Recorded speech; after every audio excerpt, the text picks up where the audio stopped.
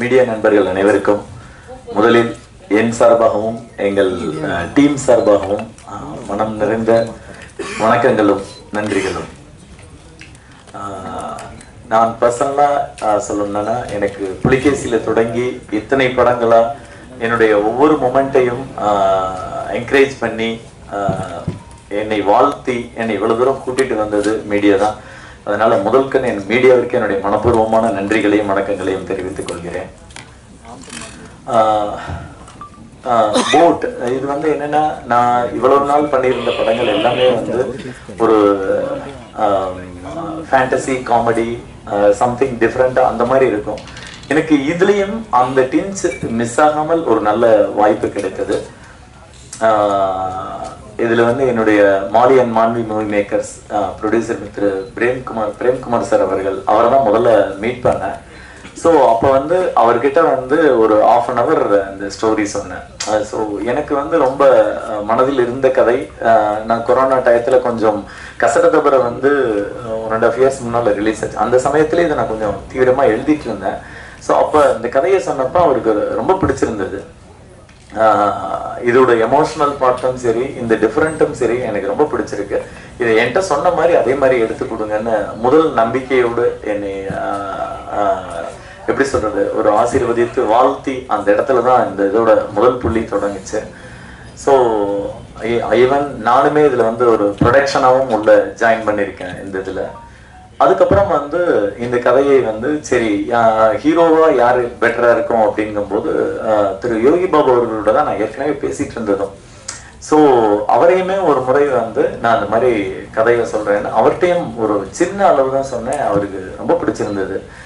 Sir இதை நான் கண்டிப்பா நம்ம பண்ணுவோம், இதுக்கு என்னவோ அதை நீங்க ப்ராசஸ் பண்ண. ஸோ அதன் பிறகு வந்து எல்லாமே கட நடந்தது. முக்கியமா வந்து இன்னைக்கு வரல சிலர், பட் அதை தாண்டி இதுல MS பாஸ்கர் சார், அப்புறம் சின்னி சார், கௌரி வந்து ஒரு முக்கியமான ஹீரோயினாவும் பிளஸ் வந்து ஒரு முக்கியமான அவங்க கேரக்டர் ரொம்ப அழுத்தமானதா இருக்கும். பிளஸ் வந்து மதுமிதா, சாம்ஸ், அக்ஷத், சாரா, அப்புறம் வந்து இந்த ஒரு பிரிட்டிஷ்காரருக்கு வந்து ஜெர்மன் மிஸ்டர் ஜெஸ்ஸி அப்படின்னு சொல்லி அவரை கொஞ்சம் கான்டாக்ட் பண்ணி அவரு உள்ள வந்தாரு. அப்புறம் பாட்டி கேரக்டருக்கு வந்து கொல்லப்புலி லீலா, அவங்க வந்து அப்படி ஒரு அற்புதமான ஆர்டிஸ்ட். அவங்க வயசுக்கு அவ்வளோ டெடிக்கேட்டடா ஒர்க் பண்ணுவாங்க. ஸோ இப்படி மாதிரி என்ன ஆர்டிஸ்டுகள் எல்லாருமே ஒரு பக்கம் சேர்ந்தோம். இன்னொரு பக்கம் வந்து டெக்னிக்கலி அப்படிங்கும்போது எனக்கு வந்து என் நண்பர் மூலமாக SR கதிர் அவர்கள் மூலமாக மாதேஷ் மாணிக்கம் இதுல வந்து ஜாயின் பண்ணாரு. ஸோ என்னன்னா, இந்த படத்தை பொறுத்த வரைக்கும் இசையும் கேமராவும் ரொம்ப இம்பார்ட்டண்டா இருக்கும். ஏன்னா இது வந்து கடல் பத்தி எனக்கும் தெரியாது. இதுக்கு முன்னால் அந்த அனுபவம் எல்லாரையும் போலவும் நானும் வந்து கடல் அப்படிங்கிறது நம்ம பீச்சில் போய் கால் நினைக்கிறது அளவுக்கு தான் தெரியும். ரொம்ப போச்சுன்னா இன்னொரு 10 அடி உள்ள போய் குளிச்சிருப்போம், அவ்வளவுதான் தெரியும். பட் அதை தாண்டி எனக்கு தெரியாதனால என்னுடைய இதுல என்ன கஷ்டங்கள் வரப்போகுதுன்னு எனக்கு தெரியாது. அதனால வந்து இந்த என்னுடைய டீம் வந்து ஸ்ட்ராங்கா இருக்கணும்னு ஃபீல் பண்ணேன். ஸோ மாதேஷ் கிட்ட முதல் தடவை சொன்னப்பவே இதுல நம்ம நிறைய ஹடில்ஸ் மீட் பண்ண வேண்டியிருக்கும். ஏன்னா அப்ப நான் லொகேஷன் கூட பார்க்கல. ஆனால் கதையை மட்டும் நான் உட்காந்து எழுதிட்டு இருக்கேன். ஒரு டேபிள்ல கதை எழுதுறது ஈஸி, பட் அதை எக்ஸிக்யூட் பண்ணும்போது அதுல இருக்க சிரமங்கள், அதை வந்து நம்ம இந்த கேன்வாஸ்க்கு கொண்டு வர்றதுக்கு வேற சில மெனக்கிடல்கள் வேணும். அது ரொம்ப கஷ்டம்னு தெரியும். ஆனால் நான் அப்ப அதை யோசிக்கல. அவங்க 2 பேரும் அண்ட் வந்து ஆர்ட் டைரக்டர் வந்து மிஸ்டர் டி சந்தானம், அவர் இப்போது நம்மிடையே இல்லை, மறைந்து விட்டார். பட் அவர் தான் வந்து இந்த படத்துக்கான பேசிக் எல்லாத்தையுமே ஒரு மாதிரி ஸ்டார்ட் பண்ணி கொடுத்தது. அண்ட் எடிட்டர் வந்து தினேஷ் பொன்ராஜ். ஸோ இப்படியான டீம் எனக்கு பக்கபலமா இருந்தது. ஸோ அதுக்கு பிறகு வந்து ஒரு கட்டத்தில் வந்து இந்த கதை எல்லாத்தையுமே முடிச்சால் வந்து என்னென்ன கதைப்படி வந்து 3 நாள் வந்து அந்த போட் வந்து உள்ள கடல்ல இருக்கு. ஸோ அப்போ வந்து காஸ்டியூமுக்கு வந்து விலையே இல்லை. எல்லாருக்கும் சிங்கிள் காஸ்டியூம். அதை தான் நாங்கள் 2-3 பண்ணி அதெல்லாமே தொஞ்சு போச்சு. அந்த அளவுக்கு வந்து ஆர்டிஸ்டோட கஷ்டம் அவ்வளவு இருக்குது இல்லை. ஸோ ஒரு கட்டத்தில் வந்து ஸ்கிரிப்டை அடாப்ட் பண்ணிட்டு இதை கொண்டு போகணும்னப்ப 1943 வந்து இதை பிளேஸை செட் பண்ணியிருந்தோம். ஏன்னா பொதுவாகவே ஹிஸ்டரியில் நம்மளுடைய விஷயங்கள் எல்லாமே மறைக்கப்படுது அப்படிங்கிற ஒரு ஆதங்கம் எனக்கு உண்டு. சுதந்திர போராட்டத்தை பொறுத்த வரைக்கும் வந்து மும்பையையும் டெல்லியையும் சொல்ற அளவுக்கு வந்து சென்னையும் கல்கத்தாவையும் அவங்க வந்து கண்டுக்கிறது இல்லை. பட் பரவாயில்ல, நம்மளுடைய ஹிஸ்டரியை என்னன்னு பார்ப்போம் அப்படிங்கும்போது, அதுவும் குறிப்பா வந்து செகண்ட் வேர்ல்டு வார் எடுத்துட்டோம்னா 1943 ஒட்டி நம்ம வந்து அந்த செகண்ட் வேர்ல்டு வார்ல இப்போ ஈவன் எடுத்த இங்கிலீஷ் ஃபிலிம்ஸ் எல்லாமே கூட, நான் சொல்றது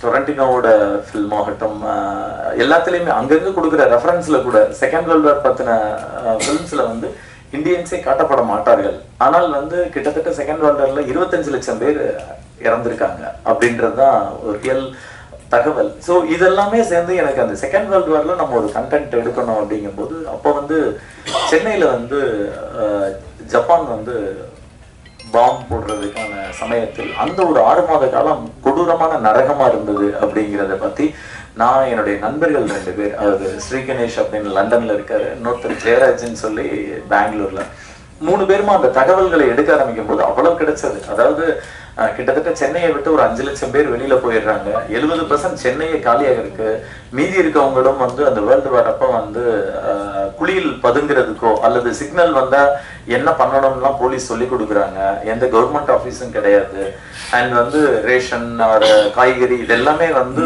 ஓப்பன் கிரவுண்ட்ல வச்சு வியாபாரம் பண்ற மாதிரியான அந்த அளவுக்கு அதுல வந்து டிஃபிகல்டிஸ் இருந்தது.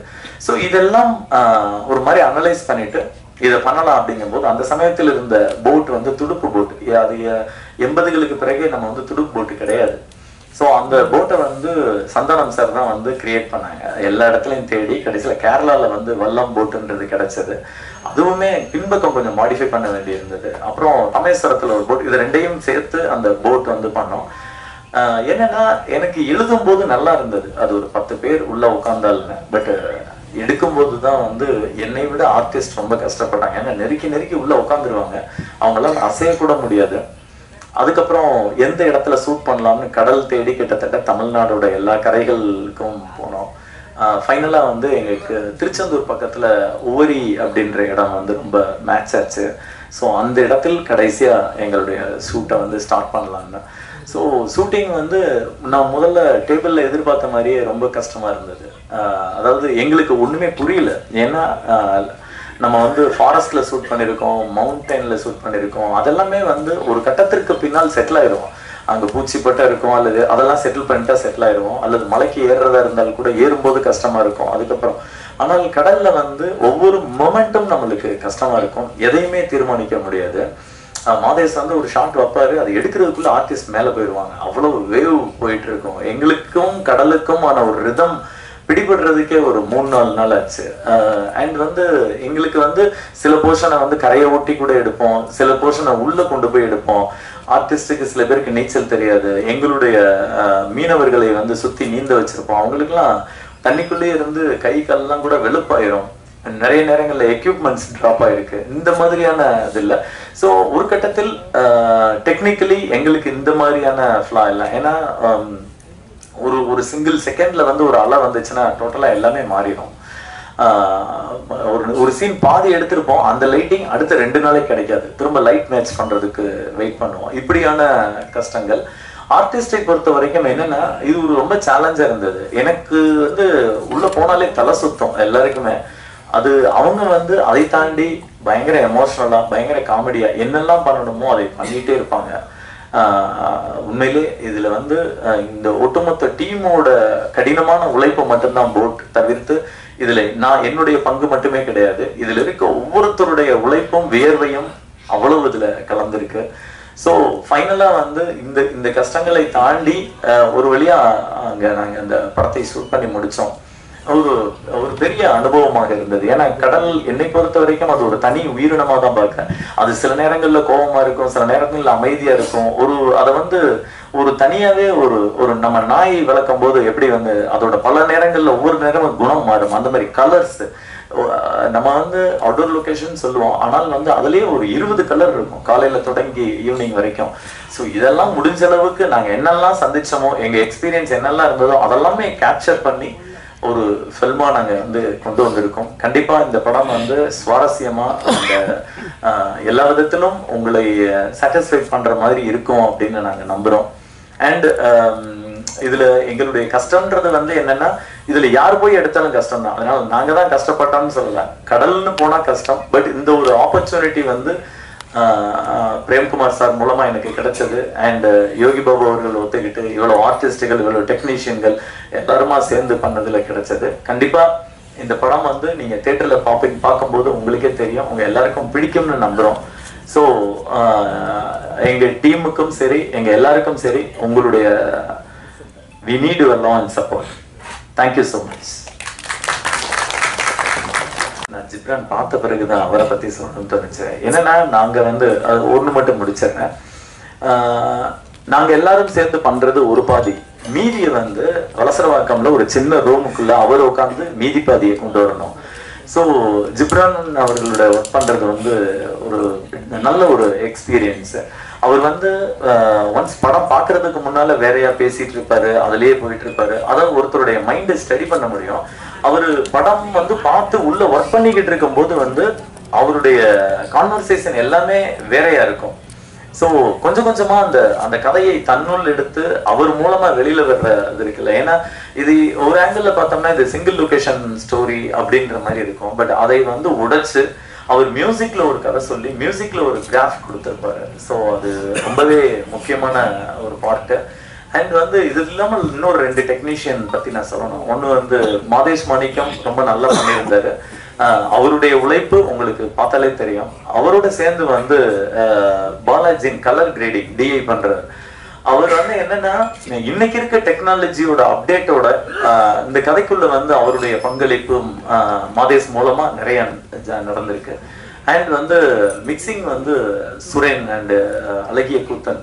அதாவது அந்த சவுண்டை வந்து நாங்க என்ன கேட்டோமோ அதை அவ்வளோ அழகா என்ஹான்ஸ் பண்ணி உன்னோட ஒன்று மிக்ஸ் ஆயிடாம, ஏன்னா இதுல வந்து எக்ஸ்பீரியன்ஸும் முக்கியம், அப்போ வந்து எஃபெக்ட்ஸும் இருக்கணும், மியூசிக் எல்லாத்தையும் வந்து ரொம்ப நல்லா பண்ணி கொடுத்தாங்க.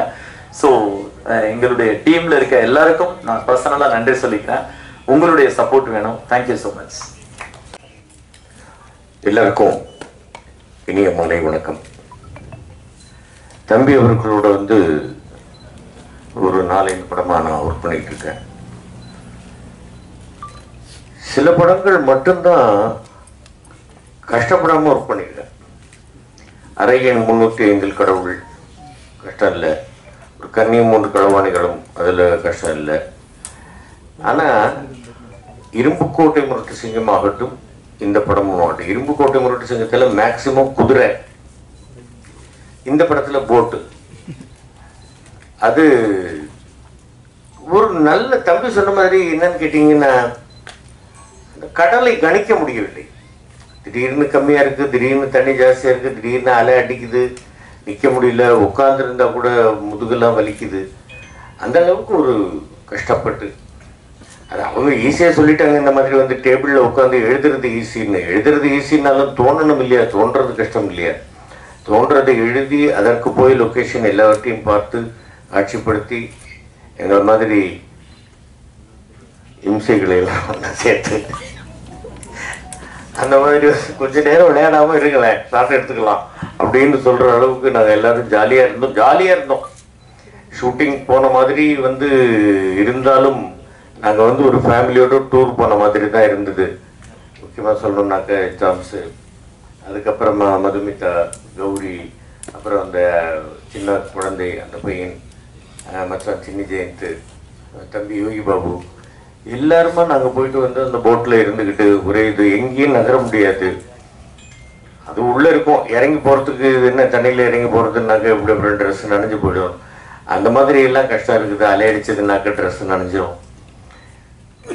எனக்கு வந்து இன்னைக்கு வந்து தம்பிகிட்ட ஆஃபீஸில் பேசிக்கிட்டு இருக்கும்போது ஒரு கேரக்டர் சொல்லி, இந்த கேரக்டர் நீங்கள் நடிச்சிருக்கீங்களா? நாங்கள் இல்லை அப்படின்னு நான் ஒரு கேரக்டர் சொல்லி எனக்கு அதுதான் பிடிக்கும் அப்படின்னா, இல்லை அப்படி இல்லை, உங்களுக்கு பிடிக்கிறதுங்கிறது இல்லை, நீங்கள் வந்து எந்த கேரக்டராக இருந்தாலும் நீங்கள் ஏற்று நடிக்கணும் அப்படின்னாங்க.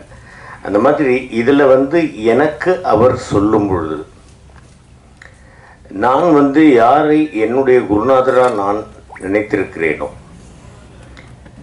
அவருடைய சீடனாகவே நடிக்கக்கூடிய ஒரு கேரக்டர். அது படம் பார்த்துக்கங்க, படம் பார்த்துட்டு சொல்லுங்கள். ரொம்ப நான் ரசித்து பண்ணிய கேரக்டர்களில் இதுவும் நிச்சயமாக ஒரு முக்கியமானது. அற்புதமான வேடம், அருமையான ஒரு வேடம், உணர்ந்து நடிக்கக்கூடிய ஒரு வேடம். அதில் எல்லா ஆர்டிஸ்டுகளோடும் சகோதர சகோதரிகளுடைய உதவியோடும் கேமராமேன் சாருடைய ஒரு ஒத்தாசையோடும் தம்பி அவர்களுடைய ஒரு வழிகாட்டுதலோடும் ரொம்ப பிரமாதமாக இந்த கேரக்டர் வந்து ஒரு நல்ல பேர் வாங்கி கொடுக்கக்கூடிய ஒரு கேரக்டராக எனக்கு அமைஞ்சிருக்கு அப்படின்னு நான் நம்புகிறேன். ஜிப்ரான் அவர்களுடைய மியூசிக்கு டெஃபினட்டாக சொல்லணும். நான் குழந்தை கௌரிக்கிட்ட நான் சொல்லிக்கிட்டு இருந்தேன், ரொம்ப பிரமாதமாக இருக்குமா இந்த சாங்கு அப்படின்னு. நாங்கள் அந்த போட்டில் உட்காந்துட்டு பாடுறது. கௌரியை பற்றி முக்கியமாக சொல்லணும். எனக்கு அவங்கள பற்றி சொல்லலை, எனக்கு பிரச்சனை. தம்பியோட ஜோடி, பையனோட ஜோடி அவங்க. அதனால் அவங்ககிட்ட போட்டு கொடுத்து ஏன்பா கௌரியை பற்றி நீங்கள் பேசலையா அப்படின்னு அவர் ஏதாவது சொல்லுவார். ஒரு சாங் வந்து ஃபுல்லாக பிகினிங்லேருந்து எண்டு வரைக்கும் வந்து அந்த சாங்கை ப்ளே பண்ணாங்க. அதை வந்து லாங் ஷாட்டில் டேக் பண்ணாங்க.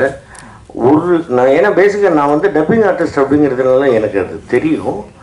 அந்த இன்ச்சு கூட அந்தண்ட இந்தண்ட அந்த லிப்பு விலகாமல் அந்த சாங்கை சிங் பண்ணி அவ்வளவு அழகாக அந்த ஃபேஸ் அந்த இதுக்கு எக்ஸ்ப்ரெஷன்ஸோட அந்த ஃபேஷியல் எக்ஸ்ப்ரெஷன்லாம் பிரமாதமாக கொடுத்துருக்க குழந்தை. எல்லாருமே ரொம்ப பிரமாதமாக பண்ணியிருக்கிறாங்க. நல்லா இருக்கணும், படம் மிகப்பெரிய வெற்றி அடையணும். அதற்கு பத்திரிகை ஊடகத்துறை நண்பர்கள் எல்லாருடைய ஒத்துழைப்பும் ரசிகர்களுடைய ஆதரவும் இறைவனுடைய ஆசீர்வாதமும் வேண்டும்.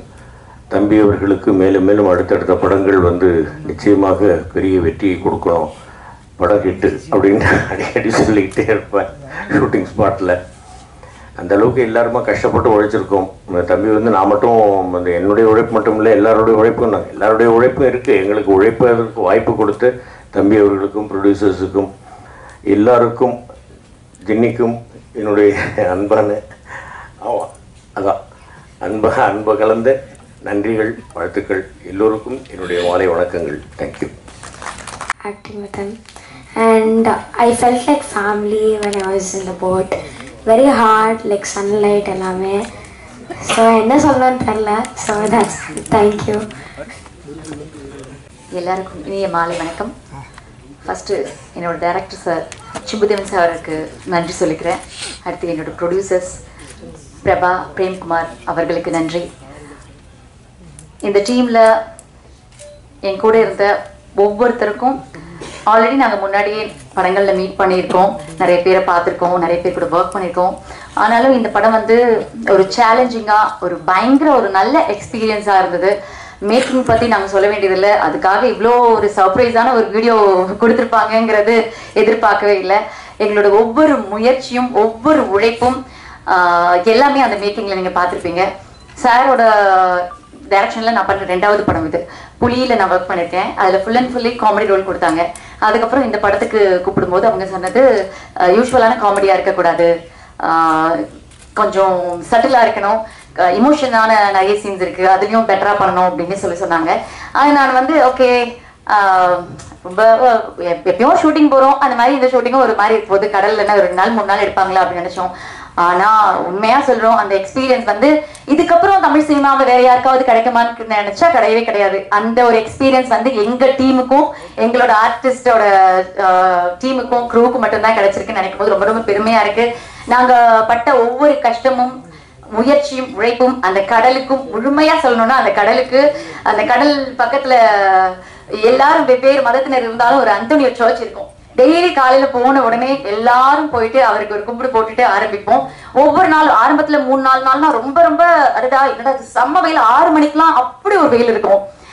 அதுக்கப்புறம் என்ன பண்ணிட்டோம், நாங்க எங்களுக்குள்ளே அதை ஃபன் ஆக்கிக்கிட்டு சார் போயிட்டு பயங்கரமா எங்களால என்னென்னலாம் கலாய்க்க முடியுமோ, அதாவது ஆஃப் த கேமரா பயங்கரமா எங்களுக்குள்ளேயே ஒரு காமெடியை கிரியேட் பண்ணிட்டு நிறைய ஃபுட்டு வரும். யோகி பாபு சார் கிட்ட இருந்து, அதுக்கப்புறம் MS பாஸ்கர் சார் கிட்ட. ஏன்னா அந்த கப்பலுக்குள்ள உட்காந்துட்டோம்னா, அந்த படகுக்குள்ள உட்காந்துட்டோம்னா உண்மையாவே கஷ்டமா இருக்கும், அப்படி திரும்ப முடியாது, அப்படி கஷ்டமா இருக்கும். ஒருத்தவங்க உட்காரும் போது இன்னொருத்தவங்களுக்கு இடம் பத்தாது, அவங்க தொட மேல நம்ம கால் வைக்கிற மாதிரி இருக்கும். அந்த மாதிரி ஒரு நெருக்கத்துக்குள்ள தண்ணி எது கொண்டு வரனாலும் அங்க இருந்து அந்த கப்பலை புடிச்சிட்டு இருக்க அவங்க ரொம்ப ரொம்ப கஷ்டப்பட்டாங்க, அவங்க போய் கொண்டு வரணும். சோ அந்த மாதிரி வரும்போது இஷ்டத்துக்கு நல்லா சாப்பிட்டுட்டு, சார் போதுமா உங்க பிரேக் டைம் முடிஞ்சுதான் எடுக்கலாமா அப்படின்னு சொல்ற அளவுக்கு நாங்க வந்து ஃபன் பண்ணிருக்கோம். அண்ட் இதுல வந்து அந்த பீரியட் தெலுங்கு பேசுறதுக்கு எனக்கு ரொம்ப ரொம்ப உதவி பண்ணது MS பாஸ்கர் சார். ஒரு அந்த கரெக்ஷன்ஸ், அந்த நடிக்கும் போதே அவ்வளவு கரெக்ஷன்ஸ், ஸ்பஷ்டமா பேசணும், இந்த இடத்துல இப்படி பேசணும் அப்படின்லாம் சொல்லி கொடுத்தாரு. அண்ட் கௌரி வந்து நிறைய ஹீரோயின்ஸ் கூட ஒர்க் பண்ணிருக்கேன். ஸோ ஒரு சிலர் இருக்க மாதிரி ஒரு சிலர் இருக்க மாட்டாங்க. இத்தனை நாள் நம்ம டிராவல் பண்ணணும், ஹீரோயின் எப்படி இருப்பாங்கன்னு பார்த்தா ரொம்ப ரொம்ப ஒரு ஹம்பிளான, ரொம்ப ஒரு ஸ்மைலிங் ஃபேஸோட, எப்போ பார்த்தாலும் கௌரியை சிரிச்ச முகமாவே பார்க்கலாம். ஆக்சுவல் சின்ன பையன், நாங்களாவது நிறைய படம் ஒர்க் பண்ணியிருக்கோம், அதோட எக்ஸ்பீரியன்ஸ் இருக்கும், பிளஸ் வந்து அந்த வெயில வந்து அக்செப்ட் பண்ணிக்கிற அளவுக்கு மனநிலை இருக்கும். அவன் வந்து விளையாடி ஒரு ஸ்கூலுக்கு போற ஒரு சின்ன பையன், அவன் வந்து அவ்வளோ ஜாலியா சார் டைலாக் கொடுங்க சார், சார் நான் டைலாகே பேசல சார் அப்படியெல்லாம் வந்து கேட்பான். அவனுக்கு அந்த கஷ்டமே எதுவுமே தெரியல. லாஸ்டா ஒர்க் பண்ண அந்த 38 hours நான் ஸ்டாப்பா ஒர்க் பண்ணியிருக்கோம், அதுவும் ஒரு நல்ல ஒரு எக்ஸ்பீரியன்ஸ். அண்ட் சாம் சார், நான் நிறைய படங்கள்ல சாம் சாருக்கு ஜோடியா நடிச்சிருக்கேன். இந்த படத்துல நடந்த ஒவ்வொரு எக்ஸ்பீரியன்ஸ், பேசின ஒவ்வொரு மோட்டிவேஷனான வேர்ட்ஸ் எல்லாமே மறக்க முடியாத ஒரு நல்ல அனுபவம். அண்ட் யோகி சார், அவரு கூட அதாவது எனக்குன்னு ஒரு சின்ன ராசி இருக்குன்னு நினைக்கிறேன். நான் யாருக்கூடயோ ஜோடியா நடிச்சு அவங்க ஹீரோ ஆயிடுவாங்க. சத்யன் சார் கூட ஜோடியா நடிச்சு அவர் ஹீரோ ஆயிட்டாரு, சூரி சார் கூட ஜோடியா நடிச்சு அவர் ஹீரோ ஆயிட்டாரு, பாபு சார் கூட நான் எப்பவோ ஜோடியா நடிச்சிருக்கேன், கடவுள் புண்ணியத்தில் அவரும் ஹீரோ ஆயிட்டாரு. ஸோ அவரோட டிரான்ஸ்ஃபர்மேஷன் பார்க்கும்போது ரொம்ப ரொம்ப நல்லா இருக்கு. மண்டேலாவில் அவர் நடிச்ச விஷயம், இங்கே நம்ம போட்ல எல்லாமே ரொம்ப ரொம்ப ரொம்ப ரொம்ப நல்லா இருந்துச்சு. ஸோ அவருக்கு நன்றி. அண்ட் இந்த ஒரு கடுமையான ஒரு போட்ல வந்து எங்களுக்கு ரொம்ப மனசு ரிலாக்ஸ் பண்ண ஒரு விஷயம்னா ஜிப்ரான் சாரோட அந்த பாடல் தான். அந்த பாடல் வந்து கௌரி மட்டும் இல்லை, எல்லாருக்குமே மனப்பாடம் ஆகிற அளவுக்கு ரசிச்சோம். ரொம்ப நல்லா இருந்துச்சு அந்த பாட்டு, கேட்கும் போதும் ஒவ்வொரு தடவையும் இனிமையா இருக்கு.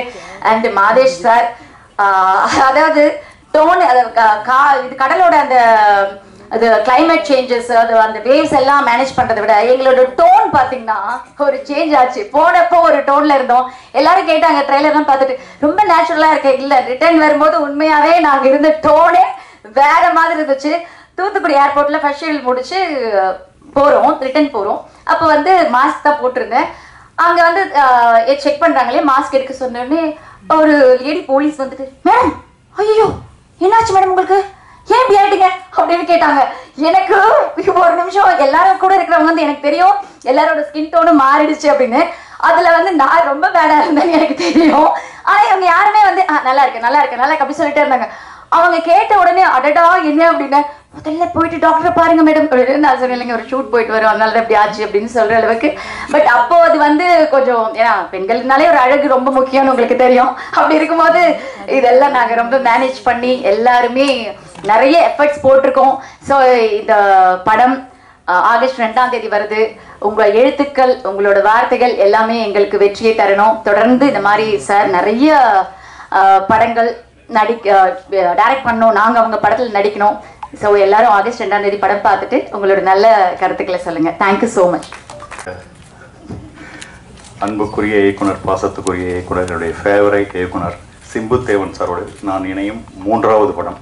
முதல் படம் அரியன் 305 கடவுள். அதில் ஜாவா சுந்தரேசன் ஒரு அருமையான ஒரு ரோல் கொடுத்தாரு. எனக்கே என்னுடைய பேரை சாம்ஸுக்கு பதிலாக ஜாவா சுந்தரேசன் வச்சிடலாமா அப்படின்ற அளவுக்கு குழப்பம் வர அளவுக்கு அவ்வளோ போகிற இடத்துலலாம் ஐடி ஃபீல்டெலாம் இருக்கிறவங்க அவ்வளோ கொண்டாடுற மாதிரி ஒரு ரோல். அடுத்தது இரும்பு கோட்டை முரட்டு சிங்கம், ஒரு டிரான்ஸ்லேட்டர் ரோல், லீன்ற ஒரு கேரக்டர் கொடுத்து அற்புதமான ஒரு ரோல். இன்றைக்கும் அதை நினச்சி என்னை பாராட்டிட்டு இருக்கிறப்ப எனக்கு அவ்வளோ சந்தோஷமாக இருக்குது. 2 படம் லட்டு மாதிரி இப்படி கொடுத்துருக்காரு. 3வது படம் அதையும் தாண்டி இந்த லால் சேட் அப்படின்ற ஒரு கேரக்டர் இந்த 2ஐ விட இன்னும் பேசப்படும் அப்படின்னு நான் நம்புகிறேன். இந்த அற்புதமான ரோல் கொடுத்ததுக்காக சிம்பு தேவன் சாருக்கு என்றென்றும் என் நெஞ்சார்ந்த நன்றிகள். இந்த படத்தோட சில விஷயங்கள்லாம் சொல்லணும்னு ஆசைப்பட்றேன். படத்துக்கு ரெடியாகி ஃபஸ்ட் எடுத்தோன்னே ஃபஸ்ட் டே ஷூட்டிங் ஒவ்வொரையில் கடற்குள்ளே போயாச்சு. நான் மதுமிதா எல்லாரும் ஃபுல்லாக ரிசப்ஷனுக்கு போகிற மாதிரி ஜம்முன்னு பளிச்சுன்னு அப்படி வந்து நின்றுட்டுருக்கோம். என்ன இப்படி வரீங்க, சீன் 23 இப்படிதான் காற்று அடிச்சிருக்கு, புயல் அடிச்சிருக்கு, ஒரு நாள் சாப்பிடாம இருந்திருக்கீங்க, கலைங்க அப்படியா சார்? உடனே அப்படி தலையை லேசாக கழிச்சு விட்டு பொட்டை லேசாக அழிச்சு விட்டு இப்படின்னு அது கண்டினியூஸாக ஒரு படம் ஃபர்ஸ்ட் டே செகண்ட் டே அப்படின்னு எடுத்துகிட்டு போனால் பரவாயில்ல. டைரக்டர் டிபார்ட்மெண்ட் எப்படி இதை மேட்ச் பண்ணாங்கன்னே தெரில. திடீர்னு சீன் 23, திடீர்னு சீன் 55, திடீர்னு சீன் 76. ஒரு ஸ்டேஜில் என்ன பண்ணுறது எது பண்ணுறதுன்னு தெரியல. எதில் பொட்டு வச்சோம், எதில் பொட்டு வைக்கல, எதில் தலையை கழிச்சு விட்டோம். அப்புறம் போக பிடிபட்டுருச்சு.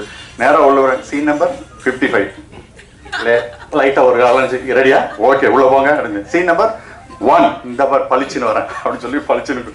இந்த மாதிரி ஆரம்பமே ஒரு ரணத்தில் இருக்குது. எங்களுக்கு ஈஸி சின்னதாக ஒரு அட்ஜஸ்ட் பண்ணுறாங்க. அந்த டைரக்டர் டிபார்ட்மெண்ட்டு அந்த மொதல் சீனில் அந்த போட்டில் எந்தெந்த இடத்துல என்னென்ன இருந்தது உடனே ஒரு ஃபோட்டோ அதை எடுத்து அதை மெயின்டைன் பண்ணி அதை கண்டினியூட்டியை பண்ணுறதுக்குள்ள மேசிவ் ஒர்க் பண்ணியிருக்காங்க. அது கண்டினியூஸாக எடுத்திருந்தா இந்த கஷ்டம் இருந்திருக்காது. அது வேற சில சூழ்நிலைகளால் இப்படி எடுக்க வேண்டியதாக போச்சா.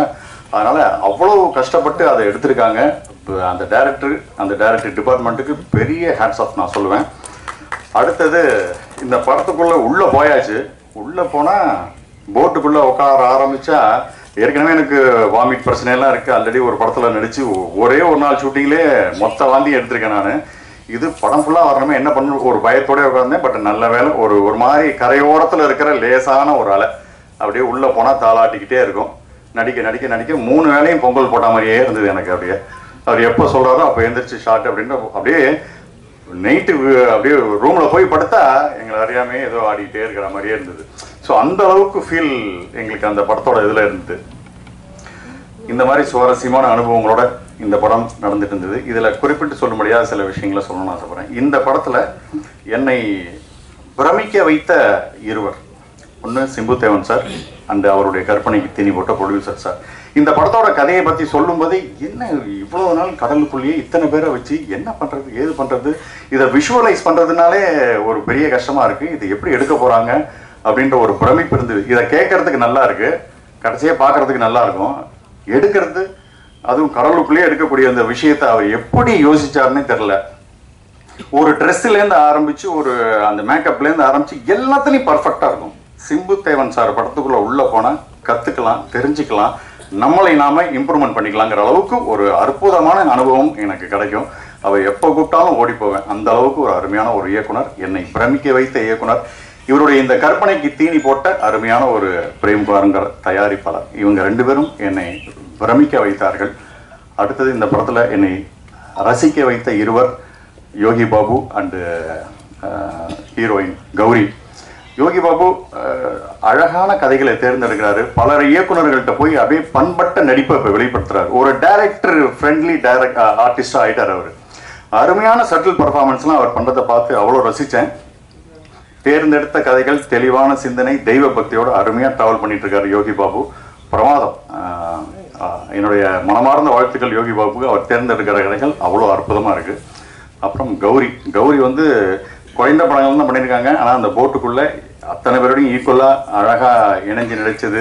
ஏன்னா அதை நிறைய பேருக்கு அங்கே உள்ளே இருக்கிற கொலப்புள்ளி, லீலா, ஜெஸ்ஸி இவங்களுக்கெல்லாம் லாங்குவேஜ் ப்ராப்ளம் தமிழில், அது எல்லாத்தையும் டிரான்ஸ்லேட் பண்ணி அழகாக இணைஞ்சு வந்தது கௌரி. ஸோ அவங்களோட பர்ஃபார்மன்ஸையும் பார்த்து நான் ரொம்ப ரசித்தேன். அடுத்தது எங்களை எல்லாம் சிரிக்க வைத்த இருவர், சினி ஜெயின் சாரும் எம்எஸ் பாஸ்கர் சார் தான். அற்புதமான அனுபவங்களோட அவங்களோடலாம் போட்டி போடவே முடியாது பர்ஃபார்மன்ஸில். பட் அவங்களோட அருமையான எக்ஸ்பீரியன்ஸில் சொரிஞ்சு எங்கள்கிட்ட சொல்லி இந்த மழையிலையும் இந்த வெயிலையும் எங்களெல்லாம் கஷ்டப்படாமல் அப்படியே நாங்கள் கலகலன்னு சிரிச்சுக்கிட்டு அந்த போட்டுக்குள்ளே உட்காந்துருக்கும் போது இந்த கஷ்டங்கள்லாம் தெரியாமல் அற்புதமான தங்களுடைய அனுபவங்களை பகிர்ந்து அப்படியே அவ்வளோ சிரித்து வேலை பார்த்தோம். ஸோ டைரக்டர் கூட கொஞ்சம் கடுப்பாக இருக்கும், கொஞ்சம் ஷார்ட்டுக்கு வரீங்களாமா அப்படின்னு கெஞ்சுற அளவுக்கு அவ்வளோ காமெடிகள் அவ்வளோ இது சொல்லியிருக்காங்க. அருமையான விஷயம். அடுத்தது என்னை வியக்க வைத்த இருவர், கொலப்புள்ளி லீலாவும் ஜெஸியும். இவங்க 2 பேருக்கும் லாங்குவேஜே தெரியாது. பட் ஆனால் இந்த தமிழ் ஆட்களோடு சேர்ந்து என்ன நடக்குது ஏது நடக்குதுங்கிறத கேட்டுக்கிட்டு அற்புதமாக இணைஞ்சு வந்து அருமையாக நடித்தாங்க அவங்க. They are all very great. அடுத்தது என்னை துடிக்க வைத்த இருவர், மதுமிதா அண்ட் ஷாரா. என்னென்னா நடிக்கிறதுக்காக துடிக்க வச்சாங்க. நாம் அமைதியாக இருந்துட்டு அவங்க தூக்கி சாப்பிட்ருவாங்க போல இருக்கு. ஏன்னா ஷாரா விதவிதமாக காமெடி ரோல் பண்ணாலும் இந்த படத்தில் அவ்வளோ அப்படியே சட்டிலாக பர்ஃபார்மன்ஸ் பண்ணுறாரு. தூக்கி சாப்பிட்ருவார் போல இருக்கு. மதுவா அவங்க கையில் கை குழந்தையோட வந்து அந்த ஸ்பாட்டில் கஷ்டப்பட்டு இருக்காங்க. இருந்தாலும் ஷார்ட்டுக்கு ரெட்டினஸ்மா அப்படி டான் வந்து அப்படி நிற்கிறது என்ன, ஜூட்டா வந்து நிற்கிறது என்னன்னு, ஐயோ இந்த பொண்ணு தூக்கி சாப்பிட்ரும் போல இருக்கேன்னு சொல்லி இவங்க கூட போட்டு நம்மளை துடிப்போடையே வச்சிருந்தது அவங்கன்னு நான் சொன்னேன். அது மிக இல்லை, அற்புதமான நடிப்பை வெளிப்படுத்தியிருக்காங்க. அடுத்தது என்னை யோசிக்க வைத்த இருவர், இந்த குட்டி பையனும் சுண்டலியும். இந்த படத்தில் அந்த குட்டி பையன் த்ரோட் எங்கள் கூட வந்துட்டு இவ்வளோ, அதாவது சின்ன எக்ஸ்பீரியன்ஸ்லேருந்து பெரிய எக்ஸ்பீரியன்ஸ் இருக்கிற பெரிய ஆட்களோடு சேர்ந்து அந்த பையன் நடிச்சிருக்கான். அவனுக்கு இப்போவே பல லாங்குவேஜ் தெரியும். அழ சொன்னால் கிளிசரனே இல்லாமல் அந்த பையன் அழுவான். ஸோ அப்படி ஒரு நடிப்பை வெளிப்படுத்தக்கூடியவன். பிற்காலத்தில் பெரிய ஹீரோவாக அந்த பையன் வருவான்னு நான் இன்னைக்கு வாழ்த்துறேன். அதே மாதிரி சுண்டலி, இத்தனை பேருக்கு நடுவில் அழகான ஒரு சுண்டலி நடிச்சிருக்கு. வழக்கமாக சுண்டலினா ஜம்ப் பண்ணி தாவி குதிச்சு அங்கங்கே ஓடும். அந்த சுண்டலியும் பொங்கல் போட்ட மாதிரியே வரும். வான்னு கூப்பிட்டா வரும், தோல்ல ஏறினா தோல்ல ஏறிடும். அப்படியே அமைதியாக நிதானமாக பாம்பு மாதிரி படம் எடுத்துட்டு இருக்கும். அது அந்த மாதிரி ஒரு அமைதியான ஒரு எலி. சரி, 2 பேரும் என்னை யோசிக்க வைத்த இருவர். அடுத்தது என்னை மயக்க வைத்தது அந்த படகும் அந்த கடலும். சும்மா அழகான ரம்மியமான ஒரு சூழலில் அற்புதமான ஒரு செட்டப்பு அருமையாக இருந்தது. ஸோ இதற்கு பிறகு என்னை சிலிர்க்க வைத்த இருவர் ஜிப்ரான் சாரும் அண்டு ஒளிப்பதிவாளர் மாதேஷ் சாரும். ஸோ இயக்குனரோட அந்த கற்பனையை ஒளி வடிவத்திலையும் அழகாக கொண்டு வந்து அப்படியே கொண்டு வந்து திரையில் அந்த உணர்வு பூர்வமாக கொண்டு வந்து கொடுத்துருக்காங்க. தே ஆர் ஆல் கிரேட், அட்டகாசமாக ஒர்க் பண்ணியிருக்காங்க. ஸோ இவர்களை தாண்டி இயக்குனர் டீம், அந்த இயக்குனருடைய வலதுகரமாக இருந்த கருப்புசாமி வேலிலேருந்து ஆரம்பித்து அந்த இயக்குனர் டீம் மற்றும் தொழில்நுட்ப கலைஞர்கள், அது மாதேஷ் சார் சொன்ன மாதிரி அந்த மீனவர்கள், அவர்கள் மட்டும் அந்த போட்டை ஆடாமல் அது ஃபுல்லாக தண்ணிக்குள்ளேயே ஊறி போயிருப்பாங்க. அப்படியே ஊறி கையெல்லாம் சொதன்னு ஆயிருக்காங்க அவங்களுக்கு. அப்படியே த்ரூ த ஷூட்டிங் அப்படி இருந்திருக்காங்க. அவங்க அற்புதமான பங்களிப்பை செஞ்சுருக்காங்க. இந்த சிம்புத்தேவன் சாருடைய அழகான கடல் சார்ந்த ஒரு கற்பனை இன்னைக்கு திரையேறப் போகிறது ஆகஸ்ட் 2. இந்த போட்டை அற்புதமாக கரை சேர்க்க வேண்டியது மீடியாவும் மக்களுடைய பொறுப்பு. நல்ல படமாக வந்திருக்கு. ரொம்ப மனசுக்கு இன்னைக்கு அந்த மேக்கிங் வீடியோலாம் பார்க்கும்போது இப்படி ஒரு உழைப்பு உழைச்சிருக்காமா அப்படின்னு சொல்லி கண்ணில் தண்ணி வந்துடும் போல இருக்கு. அந்த அளவுக்கு ஒரு அற்புதமான உழைப்பாக இருக்குது இந்த படம். அருமையாக வந்திருக்கு. நல்ல படம். கண்டிப்பாக மவுத் டாக்லேயே பரவி இருக்கும்.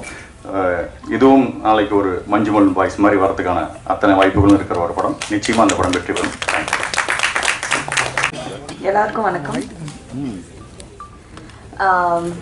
நல்ல படங்களில் பாகமாகணும், அதுதான் எங்களோட ஐ திங்க் என்ன மாதிரி ஒரு ஆக்டர், நான் எப்போவுமே ஒரு அப்கமிங் ஆக்டர் அப்படி தான் நான் என்னை ஐடென்டிஃபை பண்ணுறேன்.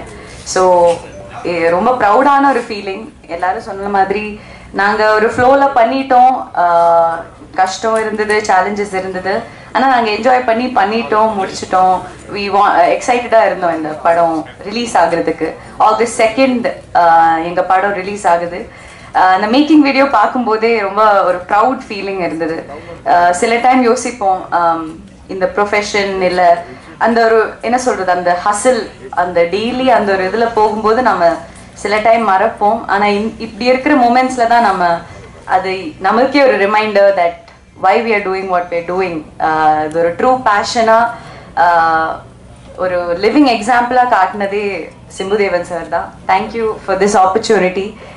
இங்கே இருக்கிற எனக்கு தெரிஞ்ச எல்லாருமே அவர் கூட ஒர்க் பண்ணியிருக்காரு இல்லை, ஆனால் என்னை செலக்ட் பண்ணுறதுக்கு நான் ரொம்ப ஆனர்டாக இருக்கேன். இந்த ஒரு லக்ஷ்மின்னு சொல்லிட்டு ஒரு சமத்தான ஒரு க்யூட்டான ஒரு கேரக்டர் என்கிட்ட கொடுத்தாரு.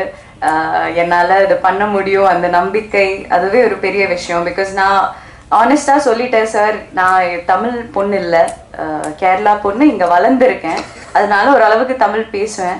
ஆனால் நீங்கள் சொல்கிற அந்த செந்தமிழ் இல்லை, அந்த அளவுக்கு எனக்கு பேச முடியுமா, அது வேற அந்த பிராமின் ஸ்லாங்கோட, எனக்கு அந்த ஒரு டவுட் இருந்தது. ஆனால் அவர் ஒன்றும் பிரச்சனை இல்லை கௌரி, நீங்கள் வாங்க, will take care of you. Akshat சொன்ன மாதிரி I felt very safe on that boat. இங்கே இருக்கிற யார்கிட்டையும் நான் இதுக்கு முன்னாடி ஒர்க் பண்ணதில்லை. பட் அந்த ஒரு 10 பேரோட energy, it was like magic. அது எப்படி நாங்கள் ஒரு யுனைட்டடாக இருந்தோம் த்ரூ அவுட். இப்போ மதுவுக்காலாம் என் சொந்த அக்கா மாதிரியே I think I got a sister for life. சத்தியமாக சொல்கிறேன், அவங்க 1.5 வயசு குழந்தை கூட வந்தாங்க ஷூட்டுக்கு. ஆனாலும் ஷீ சோ எனர்ஜெட்டிக். 5 மாதம் அந்த அப்போ இப்போ 1.5 வயசு ஆச்சுன்னு நினைக்கிறேன், வளர்ந்துட்டான். பட் ரொம்ப ப்ரௌடாக இருந்தது as a woman to see her perform. அவ்வளோ பேஷனட்டாக இவ்வளோ வருஷம் இவ்வளோ பேர் கூட பெர்ஃபார்ம் பண்ணியிருக்காங்க. ஸோ எனக்கு தெரிஞ்சு எனக்கு ஒரு 96 மாதிரி ஒரு டெபியூ வந்தது, நான் ரொம்ப பிளெஸ்டாக இருக்கேன். ஆனால் எல்லாரோடையும் ஒரு ஜேர்னி பார்க்கும்போது இப்போ எல்லாரோட இப்போ அக்ஷத் இப்போ ஜஸ்ட் ஸ்டார்டட், பட் அவன் எவ்வளோ அண்டர்ஸ்டாண்டிங்காக கம்ப்ளீட்டாக he travelled with us in the movie. சில டைம் நான் யோசிப்பேன், குழந்தைங்கன்னா ரொம்ப கிராங்கியாக இருப்பாங்க, சும்மா டேண்ட்ரம்ஸ்லாம் த்ரோ பண்ணுவாங்க. ஆனால் இவன் ரொம்ப அண்டர்ஸ்டாண்டிங்காக, எங்களுக்கே இவனை மாதிரி ஆகணும்னு நினச்சோம். நான் நடிச்சுட்டு இருக்கான், நாங்கெல்லாம் அப்பப்போ கம்ப்ளைண்ட் பண்ணும்போது இவன் ஜாலியாக நிம்மதியாக இருக்கான். சரி, ஓகே. மாதேஷ் சார் ரொம்ப அருமையான விஷுவல்ஸ். நான் சத்தியமாக எதிர்பார்க்கல. பிகாஸ் ஃபர்ஸ்ட் ஆஃப் ஆல் மானிட்டருங்கிற ஒரு விஷயமே இல்லை. நாங்கள் படகுல போனா அவ்வளோதான். என்ன சொல்றது, ஷூட் கால் டைம் பேக்கப் சொல்லும்போது தான் நாங்கள் திருப்பியே வரோம். ஸோ மானிட்டரில் செக் பண்ணுறது, இல்லை என் மேக்கப் ஓகேவா, ஹேர் ஓகேவா, எனக்கு தெரிஞ்சு என்ன மாதிரி ஒரு ஹீரோயினுக்கு அந்த ஒரு என்ன சொல்றது வேனிட்டி, இல்லை நம்ம ரொம்ப பர்ஃபெக்டாக இருக்கணும், அதெல்லாம் தாண்டி நம்ம பெர்ஃபார்மன்ஸில் கவனிக்கலாமே, அந்த ஒரு ஐடியாவே என்னை ரொம்ப ஆழமாக அது I learned through this movie. So I am very very proud that ஒரு ஹீரோயின்னு சொல்லும்போது அவங்களோட லுக்ஸ் மட்டும் இல்லை, அவங்களோட பெர்ஃபார்மன்ஸில் மெயினாக ஃபோக்கஸ் பண்ணாலே நம்ம ரொம்ப தூரம் போயிடலான்னு எனக்கு ஒரு கருதல் வந்தது. So thank you for that realisation mister Simbudevan sir. நான் இப்போது இந்த ப்ரொடக்ஷனில் இது second movie. Mali and Manvi என்னை நம்பி இன்னொரு வாட்டி கதாநாயகியா கூப்பிட்டுருக்காங்க. அடியே கூட எனக்கு தெரிஞ்சு லாஸ்ட் இயர் ஆகஸ்டில் தான் வந்தது. So I'm happy to be associated with them again. எப்போவுமே ஒரு it's a very enjoyable experience. Prem sir is a lovely person. அவர் கூட இன்னும் இந்த இண்டஸ்ட்ரிக்கே ஒரு நல்ல ப்ரொடியூசராக வரணும்னு I really wish from the bottom of my heart. So thank you. Ghibran sir இதுலேயும் நான் ஒரு பாட்டு பாடுற ஒரு கேரக்டர் தான். So his music has been really good. நான் இல்லைனாலே ஐம் அ ஃபேன். ஆனால் அந்த ஒரு ஃபோக்லோர் கானா பாட்டு கலந்த ஒரு என்ன சொல்றது கச்சேரின்னு சொல்லலாம். நான் பண்ண பாட்டு நான் ரொம்ப என்ஜாய் பண்ணி தான் அதை நடித்தேன். இல்லை யூஸ்வலாகவே எனக்கு பாடுற மாதிரி நடிக்கிறது ரொம்ப பிடிக்கும். என் பிகினிங்கே அப்படி தான் இருந்தது. So this was really fun. Bhaskar sir மாதிரி இருக்கிற ஒரு என்ன சொல்றது லெஜெண்ட் கிட்டேருந்து அப்படி ஒரு காம்ப்ளிமெண்ட் வர்றதே எனக்கு பெரிய விஷயம். என்ன ஒரு he treats me like his own daughter. எனக்கு என் சொந்த அப்பா மாதிரி தான் வரும். So thank you. என்னை ரொம்ப என்ன சொல்கிறது சேஃபாக ட்ராவல் பண்ணி வச்சாங்க இந்த எல்லாருமே. இங்கே யாரையாவது மிஸ் பண்ணி இங்கே இல்லை. Jesse, he is an Australian actor. ஆனால் எனக்கு தெரிஞ்ச ஒரு நல்ல ஃப்ரெண்டாக இருந்தார். எனக்கு பண்ண முடிஞ்சது நான் ஹெல்ப் பண்ணேன். அவரை புரிய வைக்கிறதுல, இல்லை இங்கிலீஷில் டிரான்ஸ்லேட்லாம் பண்ணுறதுல. கொலைப்புள்ளி லீலா மேம் மலையாளத்தில் நாங்கள் வைப் பண்ணோம். யோகி பாபு சாரை ரொம்ப மிஸ் பண்ணுறோம் இன்னைக்கு. நான் அவர் கூட கர்ணனுக்கு அப்புறம் பண்ண படம் போட். எப்போவுமே ஜாலியாக இருப்பார். எப்போவுமே அவர் கூட நடிக்கிறது ரொம்ப ஈஸியாக இருக்கும். இன்னொரு படம் நான் பண்ணுறேன் அவங்க கூட. So he is always going to be இன்னும் உயரத்தில் வரணும்னு எல்லாரும் நினைக்கிற ஒரு ஆக்டர் தான் அவங்க. சின்னி சார் இதில் என் அப்பாவா பண்ணியிருக்காரு. அவரை பற்றி யோசிக்கும் போதே ரொம்ப என்ஜாயபிளா இருக்கும். இவங்க எனக்கு தெரிஞ்ச இந்த படகுல என்ன தவிர்த்து எல்லாருமே காமிக் ஆக்டர்ஸ். அதனால எனக்கு எப்பவுமே அவங்க இம்ப்ரோவைஸ் பண்ணுவாங்க. அந்த மொமெண்ட்ல என்ன பண்ணுவாங்க, அந்த ஒரு மேஜிக்ல எனக்கு I feel like I'm not a very humorous. எனக்கு அப்படிலாம் தப்புன்னு வராது. நான் ஒரு நாள் சிம்புதேவன் சார் கிட்ட போய் சொன்னேன், சார் எனக்கு கீப் அப் பண்ண முடியல, ஓவர் ஷேடோ ஆயிடுவேனான்னு எனக்கு டவுட். ஆனால் சொன்னாங்க, லக்ஷ்மி என் கேரக்டர் பேர், உங்களுக்கு ஒரு அழகான ஒரு ட்ராக் இருக்கு, நீங்கள் நான் சொல்றதை மட்டும் நீங்கள் நம்பி செய்யுங்க, ஒன்றும் இல்லை. ஆனால் எனக்கு ஒரு பெரிய இன்டர்வியூலலாம் நான் இப்போ இன்னைக்கு சொன்னேன் தட் இந்த படகுல இருக்கிறது எனக்கு ஒரு ஒர்க் ஷாப் மாதிரி தான். டெய்லி ஒன்று நாங்கள் கற்றுக்கிட்டோம். அண்ட் என்ன மாதிரி இல்லை அக்ஷத் மாதிரி இருக்கிற ஆக்டர்ஸ்க்கு இது ஒரு லேர்னிங் தான். இப்போ இந்த படத்தில் அது டெலிவர் ஆயிடுச்சான்னு எனக்கு தெரியல. ஆனால் கண்டிப்பாக இந்த லேர்னிங் நான் எப்போவுமே என் கூடிய கேரி பண்ணுவேன். And this has been a great experience. எப்போவுமே ஒரு படம் பண்ணும்போது இப்போது எல்லா மெயின் லீடாக தான் பண்ணுறீங்க, ஏன் நீங்கள் மல்டி காஸ்டாக நீங்கள் ஏன் சூஸ் பண்ணுறீங்கலாம் சில பேர் கேட்டாங்க. ஆனால் எனக்கு தெரிஞ்சு ஒரு ஆக்டர் ஆகணும், இல்லை ஒரு பர்ஃபார்மர் ஆகணும், ஜஸ்ட் ஒரு ஹீரோயின் இல்லாமல் அதுக்கும் மீறி நம்ம அதில் தான் ஒர்க் பண்ணணும்னு நான் நம்புகிற ஒரு ஆள். So I am very very happy and proud to be here. அவ்வளோ கஷ்டப்பட்டு நாங்கள் பண்ண படம், கஷ்டத்தை விட எனக்கு தெரிஞ்ச விஷுவலாக தியேட்ரிக்கலாக செம்ம எக்ஸ்பீரியன்ஸாக இருக்க போகுது. அது கண்டிப்பாக நம்ம பார்த்தாலே அது அந்த ஃபீல் வரும். இப்போ நம்ம அதுக்கு பிஹைண்ட் த சீன் என்ன நடக்குது அது எங்களோடது. ஆனால் தியேட்ரிக்கலாக நீங்கள் பார்க்கும்போது கண்டிப்பாக என்ஜாய் பண்ணுவீங்கன்னு ஒரு நம்பிக்கை இருக்குது. எல்லா ஃபுல் டீம் நாங்கள் ரொம்ப கான்ஃபிடென்ட்டாக இருக்கோம்.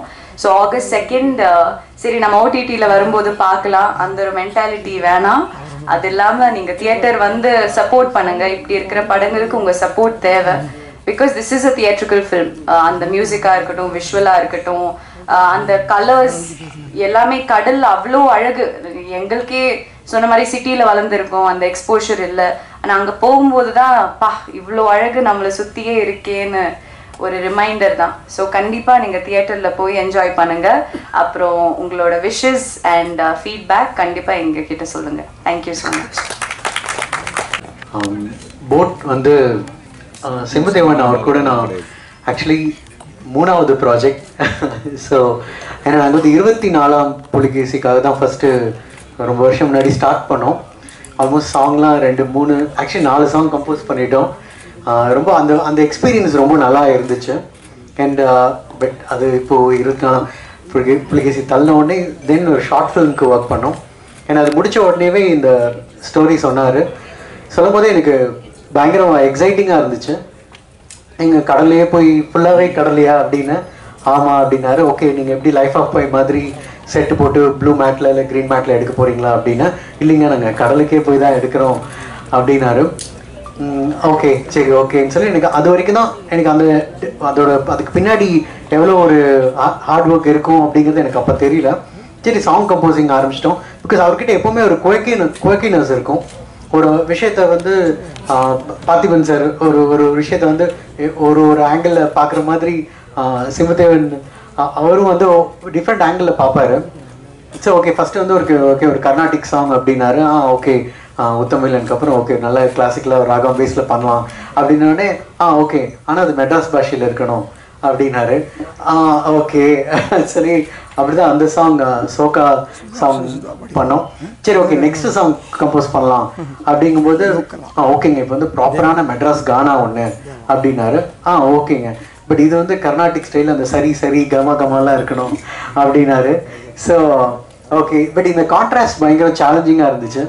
Okay and Sudha Ragunathan ma'am Padma Bhushan அவங்க பாடியிருக்காங்க. பிகாஸ் அவங்க சாங் ஓகே சொல்லுவாங்களான்னே எங்களுக்கு ஃபஸ்ட்டு நினச்சிட்டு இருந்தோம். பட் கேட்டுட்டு அவங்க வந்து இல்லை இவ்வளோ அழகாக இருக்குது ராகத்தில் நான் பாடுறேன் அப்படின்னு சொன்னது எங்களுக்கு ஃபஸ்ட்டு ஒரு டிக் மார்க் ஓகே அப்படின்னு. தென் செகண்ட் வந்து கானா அப்படின்னோடனே நமக்கு எங்களுக்கு எல்லாத்துக்குமே மியூசிக்கில் வந்து தேவா சார் தான். ஸோ சரி தேவா சார்கிட்ட கேட்டு பார்ப்போனாரு. அவரும் ரொம்ப க்யூட்டாக கேட்டுட்டு நல்லா இருக்கு அப்படின்னு சொல்லிட்டு உடனே ரெக்கார்ட் பண்ணோம். பட் இந்த 2 சாங்குமே ஒரு பயங்கர யூனிக் எக்ஸ்பீரியன்ஸாக இருந்துச்சு. தென் எங்களுக்கு இன்னொன்று ஸ்க்ரீனில் சுதா ரகுநாதன் மேம் ரெக்கார்ட் பண்ணோடனே கௌரி அவங்களுக்கு மேட்ச் ஆகுமா அப்படின்னு ஒரு டவுட் இருந்துச்சு. பட் அவங்க பெர்ஃபார்மன்ஸில் அப்புறம் நான் வீடியோ பார்த்துட்டு அவர்கிட்ட கேட்டு அவங்களுக்கு உண்மையிலேயே மியூசிக் தெரியுமா அப்படின்னு கேட்டிருந்தேன். பிகாஸ் ரியலி அந்த ஒரு பாவம் எல்லாமே கொண்டு வந்தாங்க. She did a great job. Then background ஸ்கோருக்கு ஃபில்ம் வந்தாச்சு. அப்போ வந்து டோட்டலி அன்எக்ஸ்பெக்டடாக எனக்கு ஒரு சேலஞ்ச் ஒன்று இருக்குது. ஃபஸ்ட் ரீலில் ஒரு 10 மினிட்ஸ்க்கு அப்புறம் லேண்ட்லேருந்து கடலுக்கு போயிடுவாங்க. அப்புறம் லாஸ்ட் ஒரு 10 மினிட்ஸ் மறுபடியும் கடல்லேருந்து லேண்டுக்கு வந்துடுவாங்க. மீதி 4-5 ரீல் ஃபுல்லாகவே கடல்லே இருக்கும். எனக்கு நான் டவுட் ஆகிட்டு கேட்டேன் எனக்கு எங்கே ஃபுல் ஸ்டாப் வைக்கணும் எங்கே கமா வைக்கணும். ஏன்னா ஜென்ரலி டிரான்சிஷன்ஸ் நமக்கு ஹெல்ப் பண்ணும். திடீர்னு அட்லீஸ்ட் ஒரு காராவது நடுவில் போகும், இல்லாட்டினா வேறு ஒரு லொக்கேஷன் சேஞ்ச் இருக்கும். எனக்கு அது வந்து ஃபஸ்ட்டு ரொம்ப எங்கே ஆரம்பிக்கிறது எங்கே முடிக்கிறது மியூசிக்கை, ஏன்னா எமோஷன்ஸ் ரன் ஆகிட்டே இருக்கும். பட் அது வந்து இவங்க எல்லாரோட performance I should say hats off எல்லாத்துக்கும். ஏன்னா ஒவ்வொருமே பிகாஸ் இவங்க கியூ வந்து அவங்களோட எக்ஸ்பிரஷனில் தான் இருக்கும். ஓகே இந்த எக்ஸ்பிரஷனில் இங்கே கியூ ஆரம்பிக்கலாம் இங்கே எண்ட் பண்ணோம் அப்படின்னு. ஸோ எல்லாருமே அமேசிங் பர்ஃபார்மன்ஸ். தேங்க்ஸ் எனக்கு கியூஸ் கொடுத்ததுக்கு. அண்ட் இன்னொரு விஷயம், இந்த படம் வந்து ஒரு ப்ரொடியூசராகவும் சிம்புதேவன் அவரை நான் பார்த்தேன். அண்ட் அவர் ரொம்ப ஸ்ட்ரகிள் பண்ணதையும் இந்த சென்ஸ் எல்லாத்தையும் ஒன்று சேர்த்து எல்லா டிபார்ட்மெண்ட்ஸ்லேருந்தும் அதை ஜாயின் பண்ணி பார்க்கணுன்னு அண்ட் அந்த விஷன் ஒன்று இருந்துச்சு அவருக்கு. And through out journey because நிறைய ப்ரொடியூசர்ஸ் கிட்ட இன்ட்ராக்ட் பண்ணும்போது ஒரு இடத்துல அவங்க வந்து கொஞ்சம் ஒரு ட்ராப் ஆவாங்க. படம் ஓகே நமக்கு 1 மந்த் அல்லது 2 மந்த் அழுதுனாலும் பட் அவரோட பாசிட்டிவிட்டி வந்து ஐ ஷுட் ரியலி சே. ஏன்னா அந்த பாசிட்டிவிட்டி தான் எனக்கும் ரிஃப்ளெக்ட் ஆகும் பிகாஸ் நாங்கள் ரீ ரெக்கார்டிங் பண்ணும் பொழுதும். அண்ட் அது I should appreciate you. And கடைசி வரைக்கும் அது இப்போ வரைக்குமே அந்த பாசிட்டிவிட்டி இருக்குது. அண்ட் ஃபிலிம் பார்த்தோன்னே எனக்கு ரொம்ப கான்ஃபிடென்ட்டாக இருக்கும். அண்ட் கௌரி சொன்ன மாதிரி திஸ் இஸ் என்ன சொல்கிறது ஒரு தேட்ரிக்கல் ஃபில்ம். அதுக்கான ஒரு வைட்னஸும் விஷுவல்லி மாதேஷ் எங்களுக்கு அது கொடுத்தாரு. அண்ட் மியூசிக்லேயும் அதை நாங்கள் கொடுத்துருக்கோம். ஸோ கண்டிப்பாக தேட்டர் வந்து பாருங்கள். பட் ஏன்னா இப்போது ஐ ஃபீல் படம் எவ்வளோ பெரிய பட்ஜெட்டாக இருந்தாலுமே படம் நல்லா இருந்தால் வேர்ட் ஆஃப் மவுத்தில் ஸ்ப்ரெட் ஆகுங்கிற ஒரு பாசிட்டிவான ஒரு சுச்சுவேஷன் இருக்குது. அண்ட் அதுதான் எங்களோட நம்பிக்கை. அண்ட் படம் பாருங்கள் அண்ட் கண்டிப்பாக யூ வில் சப்போர்ட்னு எங்களுக்கு ஒரு நம்பிக்கை இருக்குது. தேங்க்யூ. இந்த படத்துக்கு சிம்புதேவன் சார் முதல் கூப்பிட்ட உடனே சரி எப்படியும் அவரோட எல்லா படங்களும் புது புது கதைக்களமாக இருக்கும். அரியன் 305 ஆகட்டும், இரும்புக்கோட்டை ஆகட்டும். சரி இந்த படம் என்ன கதைக்களம் இருக்க போதுங்கிற ஒரு ஆவலோட தான் ஃபஸ்ட்டு கதை கேட்க போனேன். போனோடனே ஒரு சிம்பிளாக வந்து கதை ஃபஸ்ட் சொல்ல ஒரு கடலில் ஒரு போட்டில் நடக்குது அப்படிங்கிறது மட்டும் சொல்லிட்டு ஒரு 12 பேஜுக்கு ஒரு ஸ்னாப்சிஸ் மாதிரி கொடுத்தாரு. எப்போவுமே அவரோட பொலிட்டிக்கல் சட்டையர் டைலாக்ஸுக்கு ஃபேன் நான். ஸோ அது 12 பேஜ் படிச்சுட்டு லொக்கேஷன் பார்க்க போயிட்டு வந்ததுக்கப்புறம் ஸ்கிரிப்டும் கொடுத்தாரு. படித்து பார்த்தா இதில் ஏகப்பட்ட சேலஞ்சிங்கான விஷயம் நிறையா இருக்குது. இது நமக்கு ஒவ்வொரு படமும் ஒவ்வொரு ஜானரில் பண்ணிகிட்டு இருந்தால் நல்லாயிருக்கும்னு எக்ஸ்பெக்ட் பண்ணிட்டு இருக்கும்போது இந்த படத்தில் ஃபுல் அண்ட் ஃபுல் கடல் அப்படிங்கும் போது பெருசாக லைட்ஸ் யூஸ் பண்ண முடியாது, நீங்கள் ட்ராகன் ட்ராலி கூட யூஸ் பண்ண முடியாது. ஸோ என்ன பண்ணலாம் அப்படிங்கிறது டைரக்டரோட பிளான் பண்ணி பிளாட்ஃபார்ம்ஸ் எங்கெங்கே அடிக்கலாம் கடலில். ஏன்னா ஒவ்வொரு நாளும் ஒவ்வொரு மாதிரி அலையோட ஹைட் இருக்கும். நம்ம இன்றைக்கி ஒரு 10 அடி 12 அடி 20 அடியில் பிளாட்ஃபார்ம் அடிக்கிறோம்னா அடுத்த நாள் பார்த்தா அது மூழ்கி இருக்கும். இந்த படம் வந்து 3 ஷெடியூலாக போச்சு. 3 ஷெடியூலாக போகும்போது அது குறிப்பாக டிசம்பர் மாதத்தில் வந்து அலை அடிச்சடிச்சு ஒவ்வொரு டைமும் பிளாட்ஃபார்ம் பிரிஞ்சு உடஞ்சிரும். ஸோ அதை மறுபடியும் செட் பண்ணி எடுக்கிறதே ஒரு பெரிய சவாலாக இருந்துச்சு. எல்லாரும் கஷ்டப்பட்டவங்களோட இந்த படத்தில் வந்து சினிமாவில் இருக்கிறவங்க கஷ்டப்பட்ட இது நமக்காக உழைக்கிறோம். இந்த படத்தில் முக்கியமாக ஒரு குழுவுக்கு நன்றி சொல்லணும்னா தூத்துக்குடி உபரி மீனவர்கள் கிளாட்வின், மெல்வின், தியோ அவங்க இல்லைன்னா இந்த படம் கிடையாது. ஏன்னா நம்ம எழுதலாம் எடுக்கலாம், ஏன்னா எல்லாமே சினிமா தெரிஞ்சவங்க. அந்த மீனவர்கள் தான் வந்து ஒவ்வொருத்தரையும் கடலுக்குள்ளே இறக்கி கூட்டு போதாகட்டும், எங்கள் லைட்டில் ஏதாவது கொண்டு போய் போட்டுக்குள்ளே ஒரு க்ளோஸ்அப் எடுக்கிறோன்னா கூட நாங்கள் ஒவ்வொரு ஷாட்டுக்கும் ஒரு தெர்மோக்குள் எடுத்து போனால் கூட நானும் யாஸ்டன்ஸோ உள்ளே போக முடியாது. அந்த மாதிரி நேரத்தில் வந்து அந்த மீனவர்கள் தான் வந்து இங்கேருந்து நாங்கள் பாஸ் பண்ணி அனுப்பிச்சோம்னா இன்னொரு போட்லேயோ இல்லை நடந்து போகிறது தூரம் நடந்து போயோ கொடுத்து இந்த இடத்துல அவங்களுக்கு நன்றி தெரிவிக்கணும்னு நான் நினைக்கிறேன். அப்புறம் வந்து சில கரையோரத்தில் இருக்கும்போது க்ளோஸ்அப் ஷாட்ஸ்க்குலாம் வந்து கடலுக்குள்ளே இறங்கி சில இடங்களில் லைட்ஸ் பிடிக்கிற மாதிரி இருக்கும், ஸ்கிம்மர்ஸ் பிடிக்கிற மாதிரி இருக்கும். அப்போ அந்த லைட்மேன் டீம் அவங்களுக்கும் இந்த இடத்துல நன்றி தெரிவிச்சுக்கணும். சாதாரணமாக தரையில் ஃபோக்கஸ் பண்ணி படம் எடுக்கிறதே கஷ்டம். இப்போ போட்டு நிற்கிதுன்னா நம்ம ஒரு ஃபோக்கஸ் டிஸ்டன்ஸ் எடுத்துருப்போம், அங்கேருந்து அடுத்து டேக்குங்கும் போது அப்படி விலகி போயிடும். அதெல்லாம் கால்குலேட் பண்ணி எடுத்த என்னோட ஃபோக்கஸ் டீம், என்னோட அசிஸ்டன்ட் டீம், அப்புறம் இந்த படத்தில் வேலை செஞ்ச எல்லாருக்கும் நன்றி. குறிப்பாக நான் ஆல்ரெடி MS பாஸ்கர் சார் மட்டும்தான் இந்த படத்தில் நடித்தவங்களோட ஒர்க் பண்ணியிருக்கேன் டானாக்காரனில். மற்ற எல்லாருக்கூடையும் புதுசாக இருந்துச்சு. ஏன்னா அவங்க யாருமே எனக்கு இதுக்கு முன்னாடி தெரியாது. ஆனால் எல்லாருமே ஒரு ஃப்ரெண்ட்லியாக சப்போர்ட்டிவாக இருந்தாங்க. நன்றி, தேங்க்யூ.